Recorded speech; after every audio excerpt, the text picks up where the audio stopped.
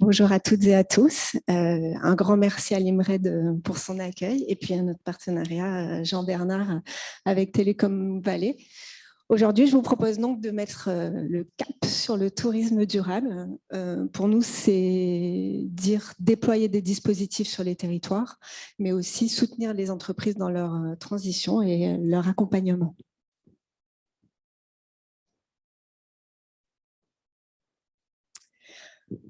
La CCI aujourd'hui est un acteur et se veut être l'acteur de proximité au service de l'économie bien sûr et de l'intérêt général. L'objectif pour nous, c'est de former des salariés dont les entreprises ont besoin pour leur compétitivité, apporter des services au territoire pour renforcer leur développement et gérer des grands équipements structurants favorisant l'essor de l'économie azuréenne. Aujourd'hui, sur la CCI, nous sommes une grande direction, la direction à l'appui aux territoires et aux entreprises, et nous représentons différentes filières. La filière commerce, la filière industrie, la filière développement durable. Et de nombreux dispositifs vont être mis en place pour accompagner les entreprises et des projets par la suite de développement à l'attractivité de notre territoire.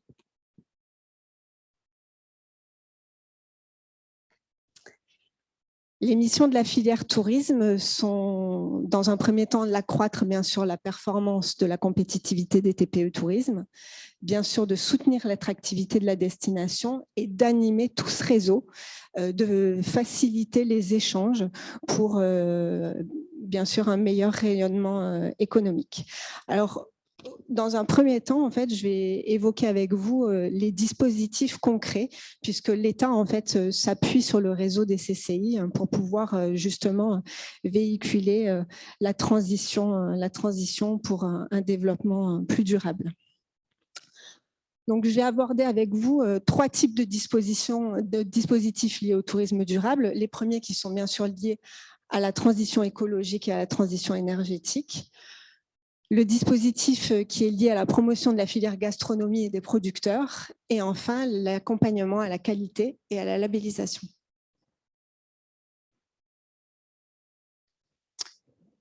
Dans le cadre de la transition écologique, aujourd'hui, nous proposons, à travers justement notre filière de développement durable, le programme START. Ce programme, en fait, va permettre à l'entreprise de bénéficier d'un accompagnement d'un conseiller de la CCI. Donc, vous allez avoir la possibilité de faire un autodiagnostic en ligne sur lequel vous allez avoir une quarantaine de questions. Et ensuite, vous aurez la possibilité de faire un plan d'action personnalisé en fonction des besoins de votre entreprise et d'être suivi pendant 6 mois par un conseiller de la CCI qui va venir apporter des réponses qui sont extrêmement liées aux problématiques de votre entreprise.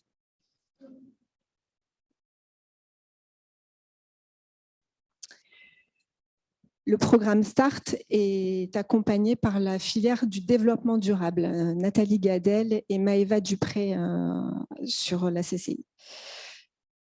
Le programme du Fonds Tourisme Durable est accompagné donc par la filière tourisme. C'est un programme qui a été mis en partenariat avec l'ADEME. L'objectif est d'accompagner à la transition écologique des entreprises du territoire rural. Ce qui était important aussi puisque ils sont moins engagés pour le moment que les entreprises du littoral. Donc, c'est un dispositif qui est dédié essentiellement aux hébergeurs et aux restaurateurs et qui vont pouvoir venir travailler sur toute la chaîne des besoins en transition écologique. Donc, ça peut être les déchets, ça peut être le tourisme, l'énergie, les besoins d'énergie renouvelable, ça peut être les économies d'eau également, tout ce qui peut être aussi autour de la restauration, l'emporter dans les restaurants, etc. Donc, l'objectif, bien sûr, c'est un financement d'action. C'est un programme qui va pouvoir venir financer 80% d'actions finançables. Donc, c'est très intéressant pour les entreprises. Donc, au niveau du mode opératoire, on va pouvoir engager un diagnostic initial, un diagnostic ensuite plus poussé, et à ce moment-là, ensuite déposer un dossier sur la plateforme de l'ADEME qui va permettre à l'entreprise d'avoir des fonds pour pouvoir venir financer ses actions. Aujourd'hui, par exemple, sur le fonds tourisme durable, on a accompagné une entreprise à Val-de-Blore, un restaurant, qui est très engagé, donc qui va pouvoir racheter tout un système de bocal pour qui fait sa propre production à travers un potager et qui va pouvoir donc faire de l'emporter, par exemple, ou qui a choisi aussi d'avoir accès à des broyeurs ou à des composteurs pour venir continuer dans sa démarche et développer sa démarche écologique.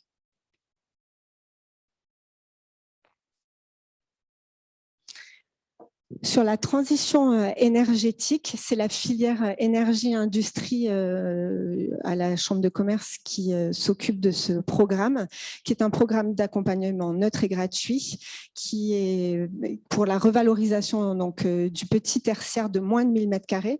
Donc, on peut accompagner les hébergeurs et les restaurateurs, mais aussi les commerces, les magasins et les franchisés. C'est surtout, donc c'est encore un dispositif porté par l'ADEME et ça vous permet aussi d'avoir accès au C2E, les certificats d'économie d'énergie.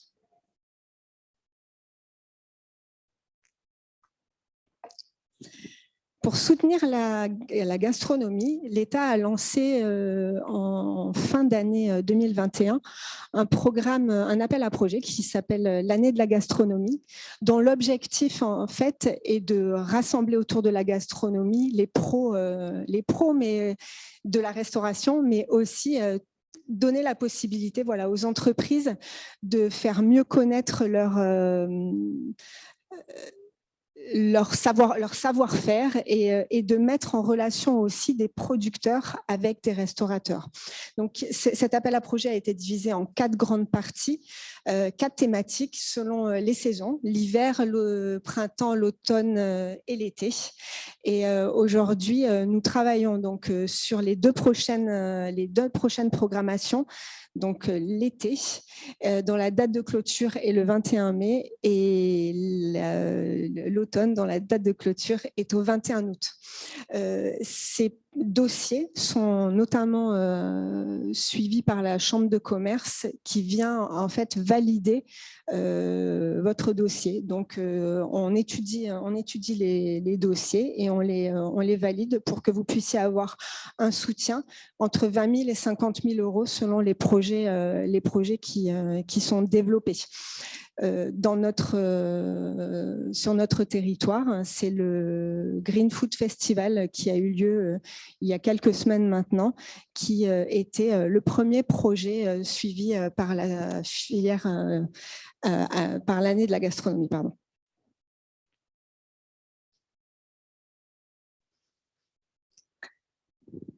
On en vient à la labellisation et à la qualité. L'objectif pour nous à la filière tourisme aujourd'hui, c'est d'accompagner les professionnels dans leur démarche qualité. Très important aussi de pouvoir donner de la réassurance à ses clients. Et ce label, en fait, qui est un label de la DGE, vient valider en fait quasiment 400 critères et qui permettent en fait de valider tout le parcours client. Et dans le cadre de cette labellisation, et pour revenir à notre sujet du tourisme durable, on a quand même aussi sur ces 400 critères un grand chapitre sur le développement durable qui vient accompagner aussi des démarches, je dirais, de RSE également et de tout ce qui peut être accueil sur les personnes en situation de handicap et également. Donc, c'est un label sur lequel vous avez un audit préalable. Et ensuite, vous avez différentes démarches à venir travailler. Donc, ça peut être l'accueil, dès l'accueil à la réservation par téléphone. Mais ensuite, vous avez toute la partie sur le terrain. Donc, c'est un auditeur qui vient jouer le rôle du client mystère et qui va, à travers sa grille, établir bien sûr la possibilité de recevoir cette labellisation. Il faut pour pouvoir entrer dans cette démarche, il faut un pourcentage de 85% d'entrée à l'audit. Et aujourd'hui, on a eu la chance, par exemple, avec Marie-Laure Desmé qui est ici, de développer il y a encore peu sur le bassin mentonais et d'informer, de faire des réunions d'information aux professionnels pour les engager dans ces démarches de labellisation de tourisme durable. Alors aujourd'hui, je vous évoque la qualité à travers la labellisation qualité tourisme, mais on pourrait le faire à travers le Clé verte ou l'écolabel européen, par exemple, qui est un des axes qui est aussi développé dans le cadre du dispositif que je vous ai présenté tout à l'heure et qui est le Fonds Tourisme Durable.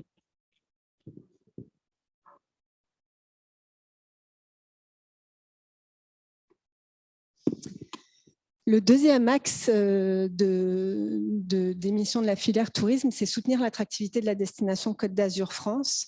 Et je voudrais l'aborder à travers des projets européens. Nous sommes très investis à la Chambre de commerce dans ces projets, qui sont des projets de territoire et qui participent justement à faire de cette destination une destination engagée dans le tourisme durable. Donc, on travaille aujourd'hui sur 3 projets. Le Consumless Med Plus, le Alpimed et Paysage.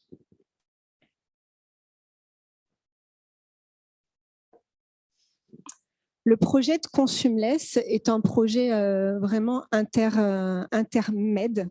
L'objectif, en fait, c'est de créer une destination plus vertueuse qui va permettre de mettre en avant les économies d'eau et les économies d'énergie, notamment.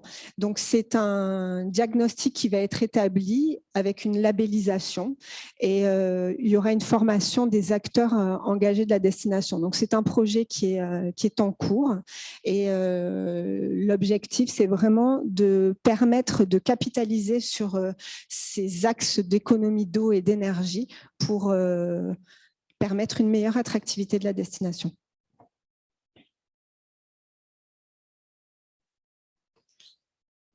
Sur le projet Alpimed Patrim, c'est un projet de la programmation Interreg Alcotra, donc c'est un projet transfrontalier. Et dans le cadre du tourisme durable, nous avions 2 axes à travailler. La montée en compétences des professionnels, donc on a eu la chance de travailler dans le territoire de ces projets et sont les vallées, notamment les vallées qui ont été impactées pour nous par la tempête Alex. Donc, on a eu l'occasion en fait de travailler avec eux sous l'axe de qualité tourisme, par exemple dans la vallée de la Vésubie. On a encore d'autres projets à venir sur la vallée de la Roya. Et dans le même temps, on avait la possibilité de réaliser un éductour. Cet éductour, en raison des conditions sanitaires et de la tempête Alex, malheureusement, n'a pas pu avoir lieu. Et du coup, on a réfléchi à comment mettre en place un projet qui puisse être un éductour, mais différent. Donc, on a travaillé sur un éductour dit virtuel, d'où le numérique et le tourisme durable.